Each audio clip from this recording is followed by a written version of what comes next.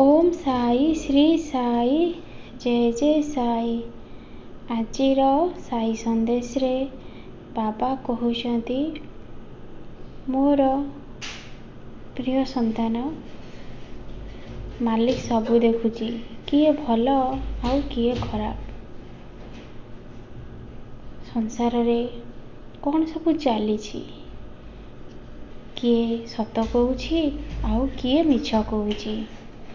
ईश्वर को किछि कहिबाकू पड़ी न थाए, से सबू जानी पारंती।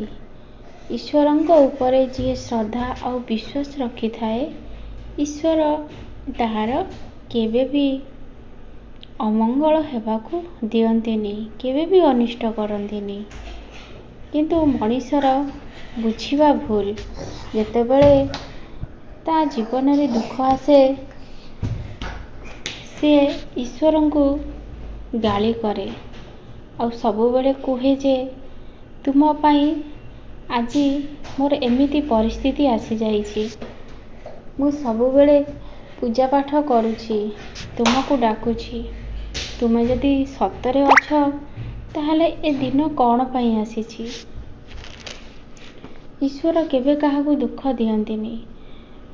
तुमे जेमिति कर्म करिवो और तुमको सेमिति फल मिलिवो। ए कथा निराट सत्य। जो माने भल कर्म करिथांती, दुखी लोकन को दुख को बुझी पारि थांती, सबु बेले सरल हेकी रुहंती।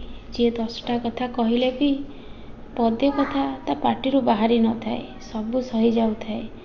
काहे कि ना कहि कि किछि लाभ नाही, सही जीवाटा ही भल। आउ जे जेते कथा तांको गाली करू थाए, जेमिति तांको मुहरु गोटे हस आसु थाए। एमिति भक्तर अंतकरण तो मुही वास करि थाए, आ मु ताकू सेतिके शक्तिशाली बनै थाए।